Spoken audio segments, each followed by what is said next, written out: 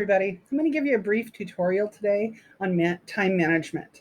So I'm going to ask you to follow along. First of all, what we have right here is our remote learning schedule. It's pretty generic.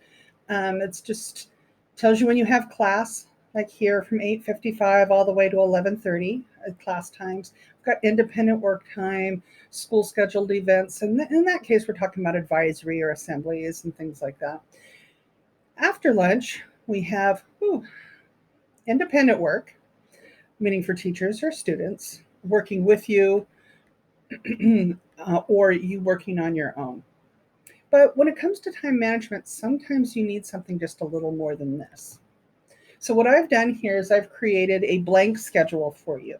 And I will also put that into Canvas so that you have access to it if you want to use this particular type. There's lots of different kinds. People use planners, calendars, anything you like. But this is what the school is using, so I thought I'd use this as a base.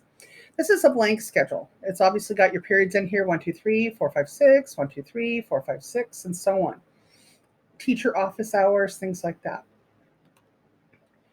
What you want to do first is identify the times in which you are already obligated. Maybe it's family time, maybe it's church, maybe it's a job. You want to fill in your classes first because that's important. Then anything that you work, you fill those in the time periods. You also have to take into account how long it takes you to get somewhere, how long it takes you to get ready. Don't forget to plan out time to eat. Other appointments, dentist, doctor, things like that. You also need to schedule your lunch break and establish a sleep time. What I recommend is students to be in bed by 11 o'clock at the very latest every night so you can get up and get a good night's sleep. Now, some of you will stay up at night chatting or talking on your phones or whatever, but you're going to need to put that aside so you can get some sleep. You also need to identify your free time because that is extremely important when you're in high school. So once you've got all your obligated things filled in, you go looking for time that you might have to spend where you maybe don't have to do homework. You study on your remote learning days so that in the evenings you can talk to friends, you can do whatever it is you do. I don't know if you guys hang out or if you're kind of staying home, but you want to block out the most important tasks first. But don't forget to schedule your fun events as well. Look at your situation. Once you've planned it all out in a calendar, is there any hidden time that you can use? What would you do with that hidden time? Is that more time you'd spend with your family? Maybe more time on homework?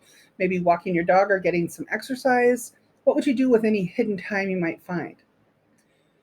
If your schedule cannot take all the stuff that you need to do, you probably need to see your guidance counselor at school to reevaluate your workload for school. If it does seem reasonable, stick to it. It's kind of a satisfying thing when you can accomplish your schedule each week. What I have here is just a picture of my schedule. And I took the generic schedule like the school has provided for us. And in here, I've kind of filled out things that I need to do. So the first thing I do in the morning is I'm checking emails and grading papers. Then I start preparing for the class for the rest of the day. Obviously, here are my classes here and here.